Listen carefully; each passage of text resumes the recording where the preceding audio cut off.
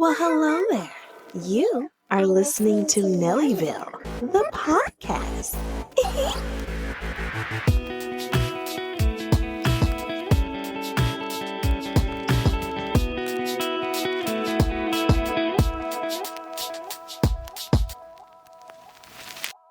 And I'm Black. Hello, hello, Shello. Welcome back to another fabulous episode of Nellyville, the podcast, the place to be. I'm your host, Chanel number 5. And once again, I'm so glad that you're here listening, hanging out, chilling, vibing, all of the things. 'Tis the season to be jolly.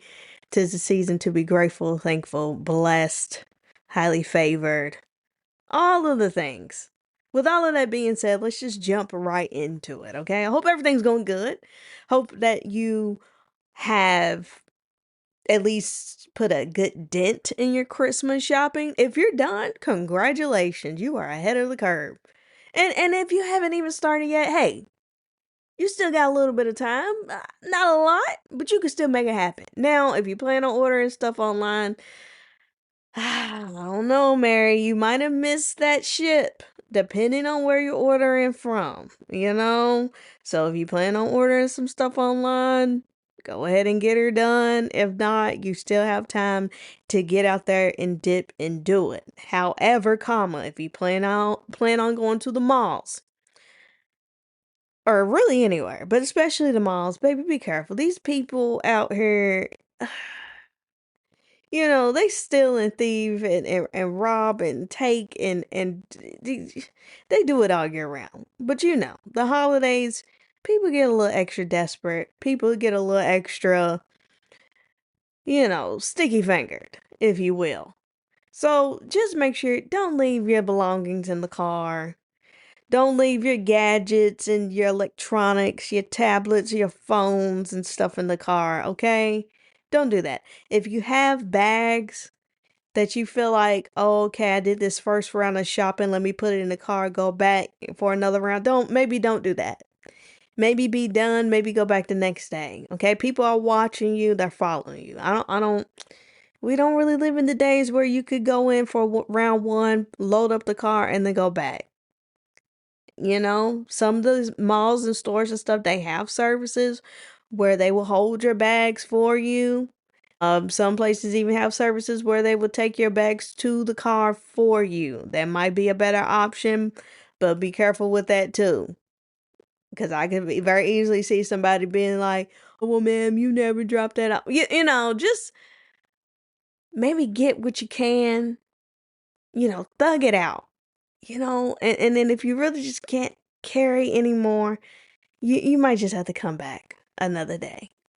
And then to go back to the electronics in the car, they got new technology out, y'all.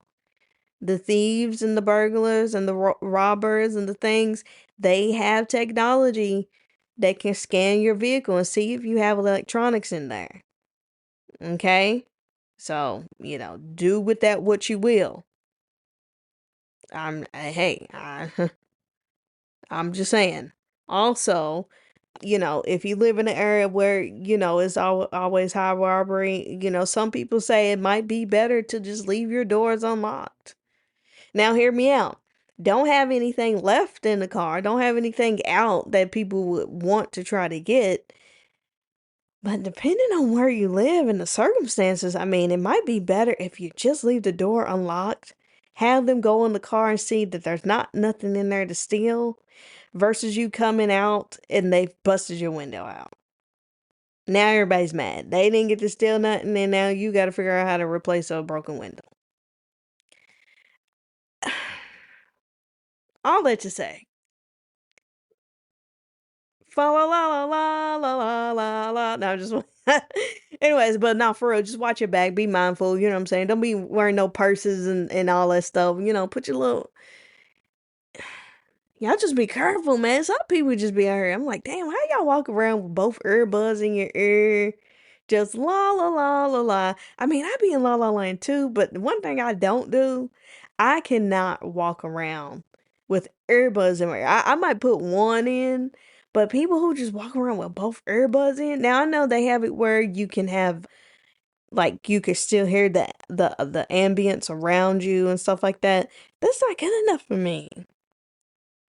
I need to be spatially aware. I need to be alert and aware of my surroundings. People who just walk around with just that both earbuds in. People who cross the street looking down at their phone, man, that's not the type of borrowed time that I'm trying to live on. But who am I? What do I say every week? Just a girl with a microphone. Anyways, let's get into the meat and potatoes of this episode. So last week I told y'all that we were probably going to talk about women proposing to men. And I think we should dive into it. You know, where do I start? Every so often this conversation comes up, more so in recent years. I would say in the last 10 or less years, this conversation comes up once in a blue moon. There's women out here, y'all, that are proposing to men. Now, look, I will say, under a very specific set of circumstances, do I see a world or multiple worlds where it could work? Sure. First, let me just say, to each his own. Do what works for you, okay? I'm sorry. I'm just gonna come right out and say I am not one of those people that really believes in that. Now, are there specific circumstances that it could work? Sure. For instance, who's ever watched Friends? Okay, a lot of us have watched Friends, right? If you go back to the days of Friends, and Monica tried to propose to Chandler, and they kind of ended up kind of proposing to each other. But anyways, she tried to propose to him, and it was funny, it was comedic, but the type of person she was, her character, who he was, it was funny. It was cute. It suited them, and even still, in the end, it kind of ended up with him proposing to her anyway. Depending on who your partner is, depending on the dynamic of your relationship, if you're one to commit to a bit, if you're doing it in a ironic, whimsical, comedic type of way where they make sense for you and your significant other, then say, hey man, yeah, hey, go for it. But we're not talking about the far and few in between. Okay? Now, I'm all for women empowerment. I'm all for the new age woman. I'm all for the independent woman. I'm all for breaking social norms, social constructs, breaking barriers. I'm all for going after for what you want and what you desire out of life. I am all for that. I am also for tradition and for me personally, it could never be me. I'm so sorry. It could never be me. And for the women who are out there who are like, well, if he won't do it, I will, or my man, he deserved this, or oh my gosh, I want to be, I just want him to feel special. Like I I hope that you really know your significant other, okay? Because straight men, straight cis men have very fragile egos. And this is not a dig. This is just what it is.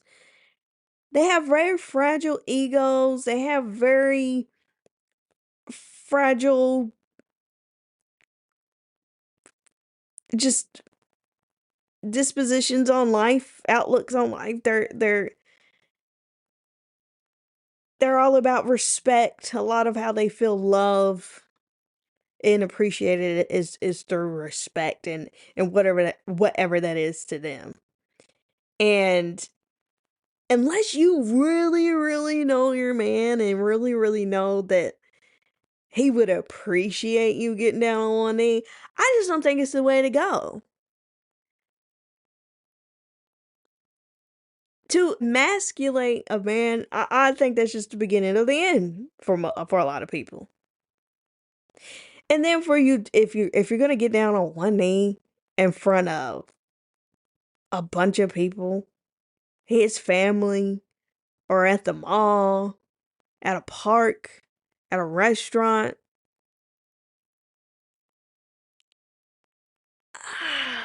that's tough, man. Because here's the thing. Seldomly do I see women doing this from a healthy place. Most of the time, when I see this, it's women doing it out of desperation, out of being impatient, out of feeling like they have no other option. Oftentimes I see women who they've been with somebody for years and years and years. They probably have a kid or two. They've probably lived together, been living together for eons. They've built this whole life. They have all of the things except for the marriage. And they feel like I said, this is not everybody's case, but let's just call it what it is for in general for most people. These women, they feel like I've already given so many years, so much of me, so much of my time, so much of my energy, my soul. I've given so much of my being into this not just relationship, but to this life that we've built together. And you still have not asked me to marry you? Well, God damn it, I'm gonna just do it myself. Damn. You know?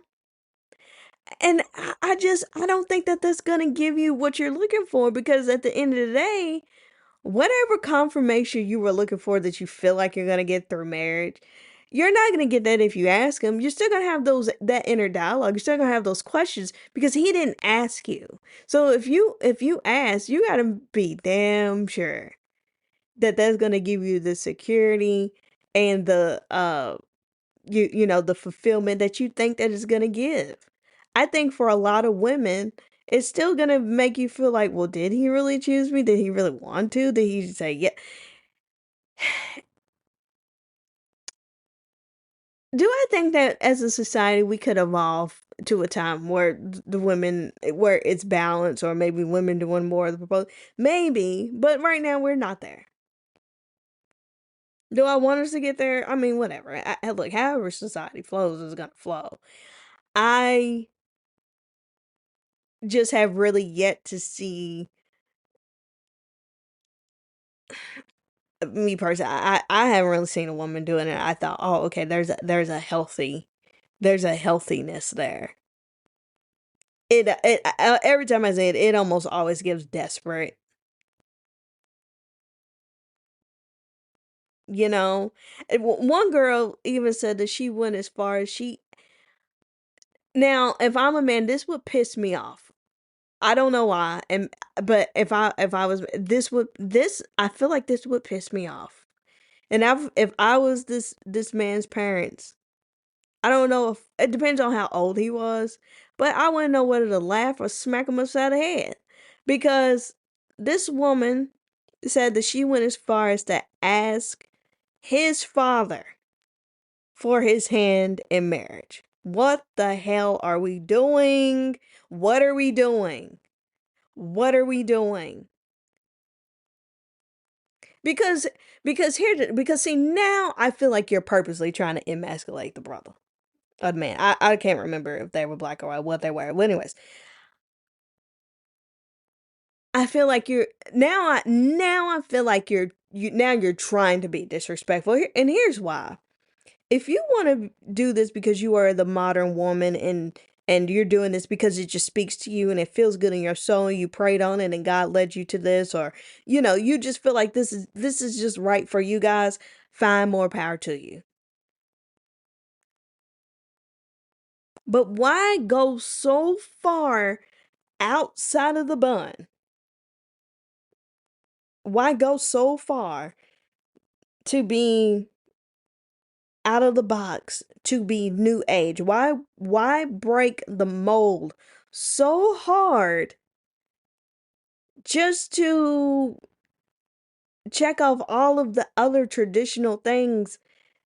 Something so specific as asking the father for his hand in marriage. Like, even if she would have made the point to ask the mother, like if you wanted to be this girl power thing, this women taking charge, you want to feel like women need to be more, you know in charge of their life, or whatever the case may be.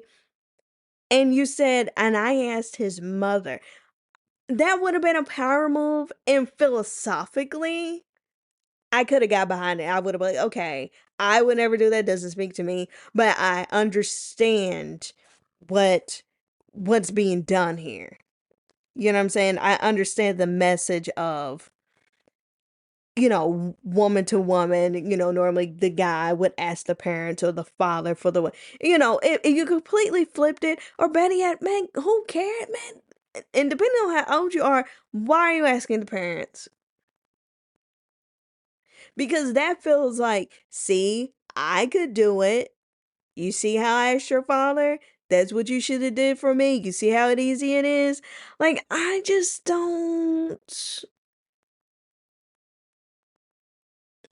I mean, am I on Lonely Island? Am I wrong? Am I stuck? Am I backwards?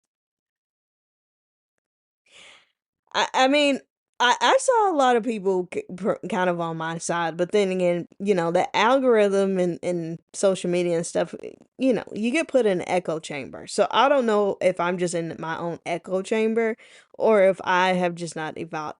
I'm so sorry. I would sooner sweep the beach with a toothbrush before I got down on one knee and asked the man to marry me. I'm so sorry. It never gave that serious. It never gave that serious. If it has if it has gotten to a point where you feel like you've been with someone for certain amount of time and you feel like they been should have done asked you to marry them and they didn't, baby, just leave. Men aren't that complicated. That's why you have some men out here who will ask a woman to marry them in 3 months. The men will be in 7, 10, 15, 20 year long relationships and never ask that woman to marry him. He'll go out and find somebody and date that woman for 6 weeks. He's already bought a ring. When men know, they know. If he ain't asked you and you feel like you've been waiting on it for 1, 2, 3, 4, 5, 6, 7 years and he ain't asked you, baby, he's not going to ask. Let it go. Move on. It's a wrap. All that manipulating, begging, and pleading, baby, it's not gonna work. And then damn sure the answer ain't asking him. And imagine for a second, you ask this man, you ask this man to marry you, and he says no.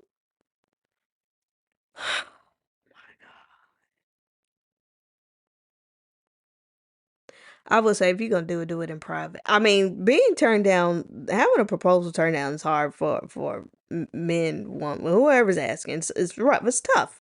It's a tough one. But considering how this is such a new wave of things, if you was a woman ask and then that nigga say no,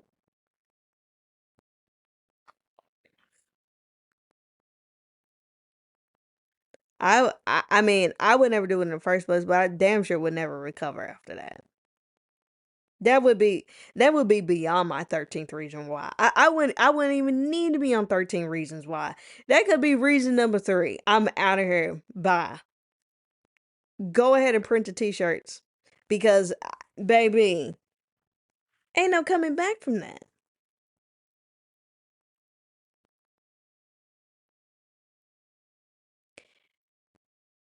If it is not something that just kind of comes natural, I could even see something where it's like a spur of the moment, y'all are having a goofy moment, and it just kind of comes out, and it's this silly little thing. Then, okay, yeah, yeah.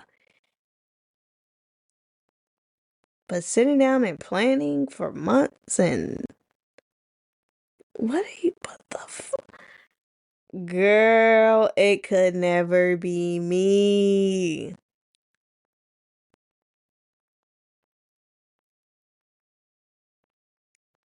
And then, and then what?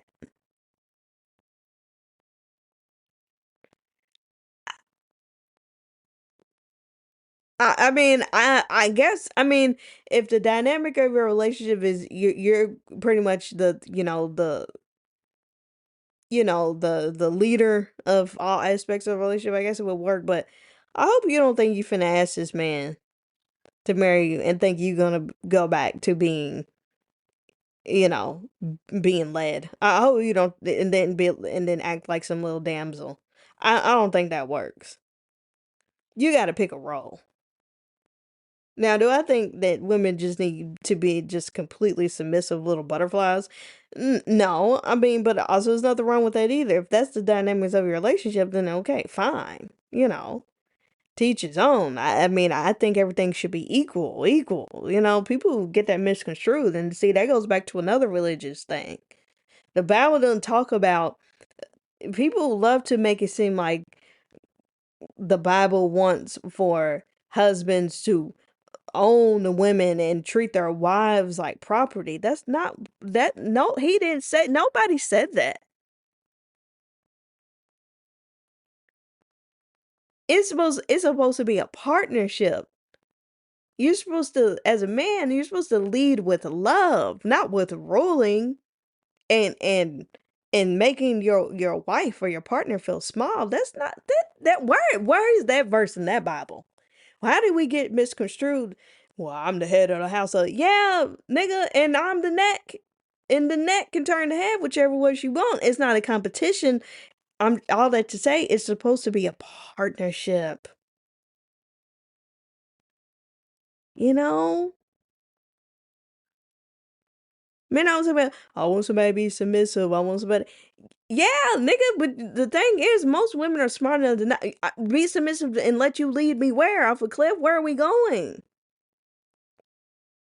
Women will naturally, will naturally be submissive and be like, okay, yeah, let's do it. But not to just, and that's why, never mind. You know what? I was about to go somewhere with it, but I ain't gonna say all that because that'll be another podcast. I was about to go somewhere. Let me circle back to religion. People really have it misunderstood.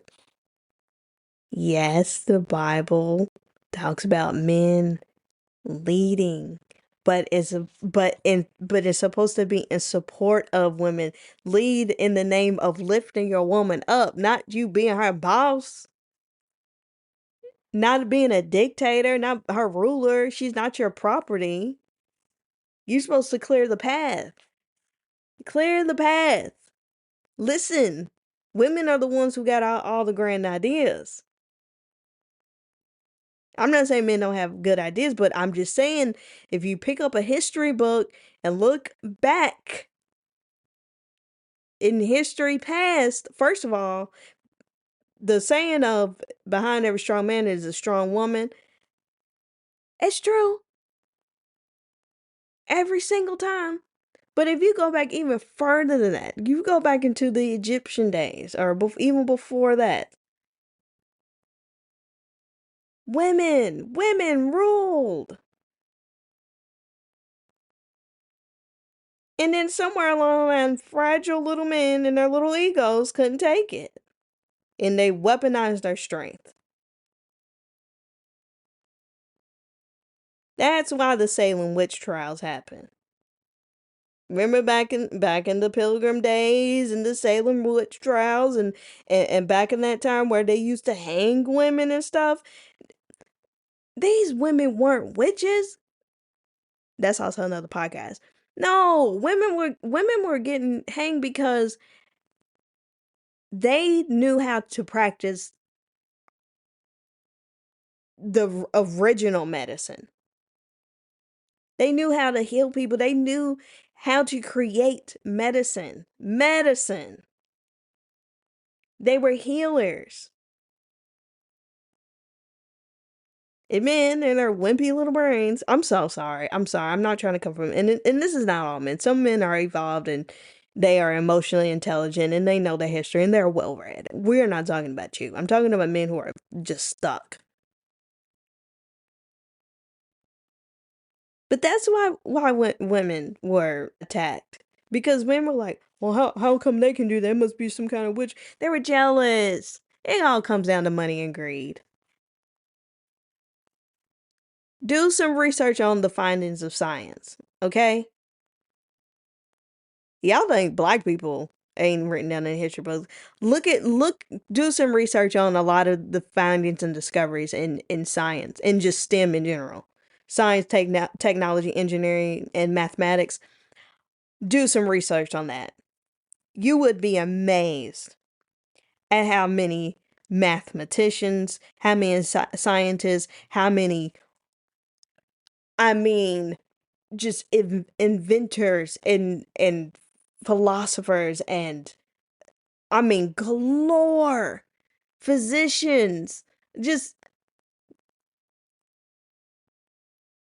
they're just not in the books. You would be amazed. They're being talked about a little bit more, but no. You hear about it once a man finally gets to it, but I promise you, most of the time, by the time they put the men in the history books, I guarantee you, it was already a handful of women that already did it. It all comes down to oppression. So, fast forward to you got women out here that now they want to propose to these men. Like we are not Are you crazy? What are you doing? Out of desperation? Do you know how many men there are in this world? You want to propose for what? For what?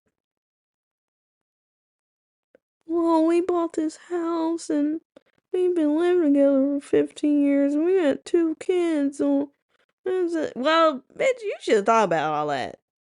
You should have thought about all that. That baby. And so what? I know people that walked away from more for less reasons. And I think people should do what they can to try to make it work and stuff. But I am glad to see we are out of the days where people, men and women, if you're not happy, you can walk away. My God, I'm about sick of people talking about, well, my grandpa, and it's always men. It's always men. The women in the family know. But for whatever reason, men let them talk about, well, my grandparents, they was married for 50, 60, 70 years, it was that back in the day, women weren't so quick to be divorced. Yeah, you know why? You big dummy, pick up a book. Divorce wasn't legal during the time your grandmothers and great grandmothers was alive and of age to get divorces. They couldn't. It wasn't legal yet. It didn't become legal, I think, till like the 70s. Might have been the 60s, but I'm gonna go ahead and say the 70s. Okay, women couldn't get. We've talked about this on the podcast before. They couldn't get credit cards in their name. You couldn't get loans in your name without a man, without a husband. That's why they stayed. They didn't stay with your crazy ass grandpappy beating on her and doing all of. They didn't stay together because they loved each other. They stayed together because where was she gonna go? And then by the time it got legal, when think about when it became socially acceptable for women to go to college and get degrees. And even if they went to school and got the degrees, they still needed a man to co-sign for every damn thing. Yeah. It's not because women are so independent and all this stuff, it's that they're not trapped anymore. And why do you think those laws got made to begin with? Because women have always been sufficient. They always ran the villages and the castles and the stuff. They have always. Women are emotional? Get out of my face. Then King Henry VIII chop off like five, six, seven of his wives' heads, and we're the emotional ones. Oh, okay. Uh, okay. But we're the emotional ones. Man, y'all ain't ready. Y'all ain't ready to have these conversations. Then your president just get on Donald Trump, get on this Truth Social what multiple times in the last few weeks, tweeting out 150 times within an hour. And like a little seventh grade girl, no offense to my seventh grade girls. Hey, look, that's a different time. That's a different thing. You be emotional. There's a lot going on. I get in middle school. It's very hard. But the point is, we're emotional. The funny thing about that is, if you pick up a book and take a science lesson, we women are physically, biologically designed to handle stress and emotion much better because we are able to give birth. Therefore, our spines are built different and our brains are built differently to be able to endure the stresses and emotions that come along with birth.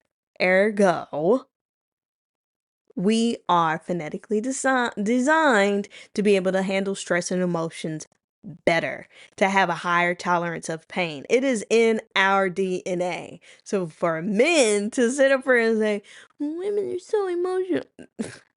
If women get to the point of being emotional, you have no idea of what she had already endured to get her to that point. This is why when men get a cold, they're in the bed for a week. Women could have the flu, legs falling off, ear dragging on the ground, but bald headed, belly button inflamed, a sore throat, and she'll go to work like nothing happened. We built different. So, knowing that we are built different, and everybody's the prize. Men can be the prize. Bless their hearts. If you feel so moved to propose women, just please make sure it's not a dusty. You've gone through too much. You've gone through too much. Men automatically just have it easier due to the patriarchy, due to just the physical aspects of it. Little boys get to stay little boys as long as their parents want them to be. And I've always said that. And that's because little girls don't really get to stay little girls that long. To an extent. Because you have to have conversations with them early on. Just because of biological reasons. They're going to get their menses between, 9 and 12, maybe 16 on the later end, maybe 8 on the earlier side. And you have to explain things. You have to. With little boys, you can wait till they're 13, 14 and tell them a little bit, and that's why boys are so goddamn stupid. Lucky them. Girls have to know things and then pretend like they don't know.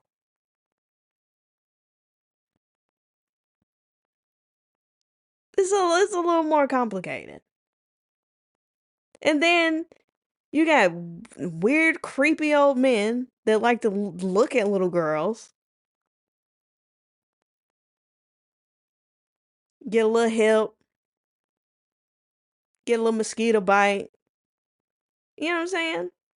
And then you got people in the family who are like, oh, she's grown, she's grown, but you don't want to talk about the okay. Let's blame the little girl, but let's not talk about the creepy uncle. Really? That's what we're doing? That people that has that was always so weird to me how families would love to blame the little girl. She don't need to dress like that, or them men are gonna be but but y'all wanna I'm sorry, your family is mad weird from that. I'm glad we getting away from that too. I remember when I first moved down here to Houston, kind of closer to when I first moved down here, I looked very, very young for my age. Very, very young. I really wasn't wearing any makeup. I used to be very, very small. You know what I'm saying? She out here thick, you know what I'm saying? You know, but anyways, no, for real. I promise you, when I first moved down here, when I was 18, 19, 20, I looked all of 11 years old. And it would be grown men that would come up to me while I'm pumping gas, trying to talk to me. Now, even though, yeah, I'm 18, 19, 20, I looked 11. I looked 12. There were times when I would go to class and someone would ask me, am I someone's daughter? Okay, so this was not me making this up. I looked like a little girl. And these grown men, not men in their early 20s, grown men would come up to me and talk. I'm like, I'm glad I had a little bit of sense, a little bit of self esteem, a little confidence, baby. Nothing else. I've always thought I was cute. I've always had a whole lot of confidence. I always thought of that. But if I was one of them that had low self esteem or something, and at the time these 30, 40-year-old men come and try to talk, it could have been a very different type of life. And that's not to say that grown women don't go after little boys, because they do. And you need to watch your sons. Because these women, we've talked about this before too. Women who be like, oh, well, I'ma date him when he grow up. Oh, he's gonna be something. That shit is weird. Don't say that shit about my son. Don't say that. Cause we gonna scrap. That's not cute. Women get away with that because don't nobody ever really want to place a woman and you know, mothers out here who you got teenage sons or even little sons, you got teenage sons, watch your friends because they nasty. They nasty. Sorry to tell you, they are. Watch how they look at your son. Oh, he's so man. How you doing? What? All that hugging and shit. Don't touch my son. Back up. You're doing too much. Back. I trust no one.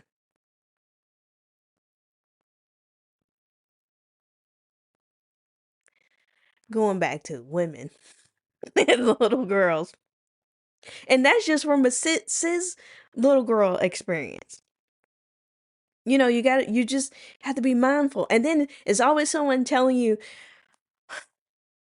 your self-esteem's too high. It's too low. Smile. You smile too much. Be nice. You're too nice. You're too skinny. You're too fat. Look this way. Don't look that way. Wear makeup. That's too much makeup. I'm like, oh my God. Like, God damn. What do boys got to do? Jiminy Cricket. You know? And that's just the straight experience. I'm going to include my trans women in this too. Trans women, while your journey is different and maybe depending on when you transition, maybe you didn't get to have, your girl experience as a child. Maybe you transition later in life.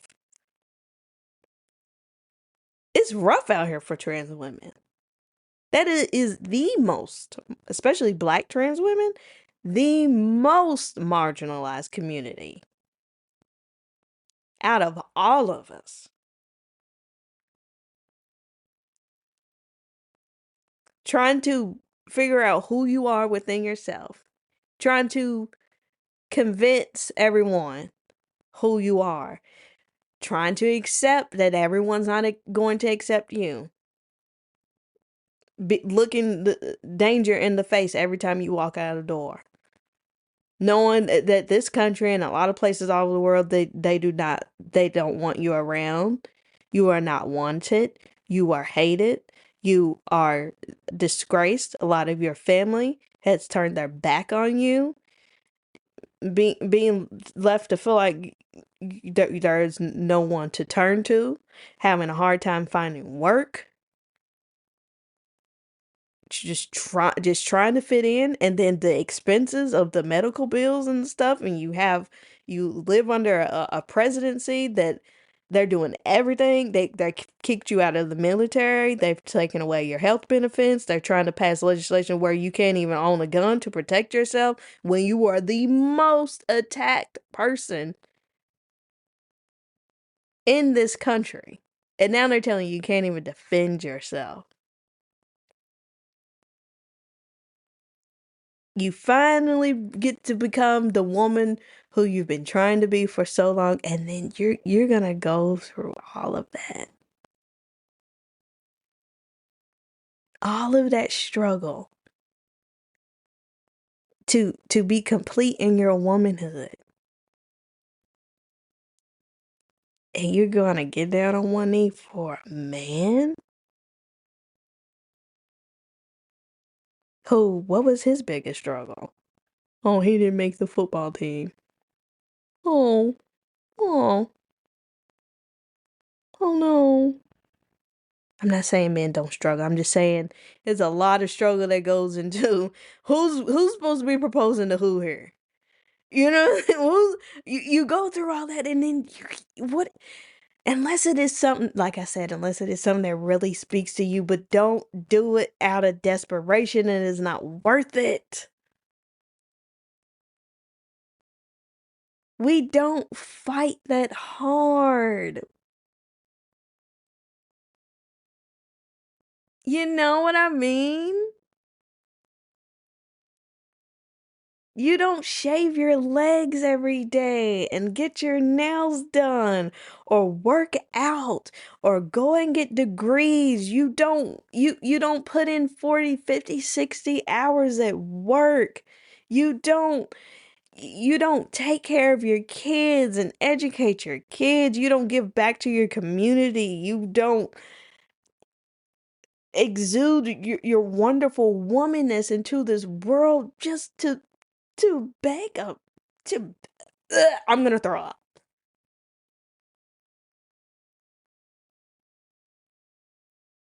I'm every woman. It's all in me. I'm just saying. Anyways, with all that being said, I'm gonna let up off of it. Now that's my take on women proposing to men. Now, to each his own. It could never be me. I know they say never say never.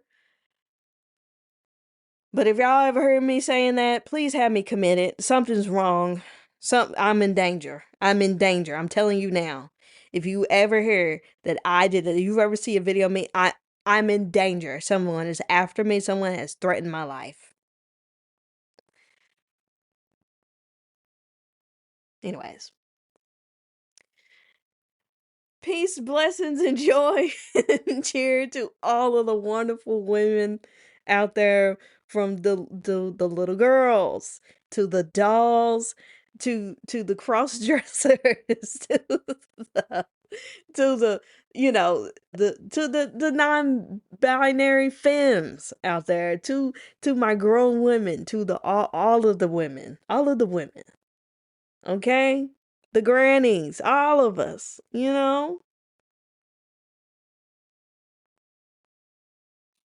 we stand up.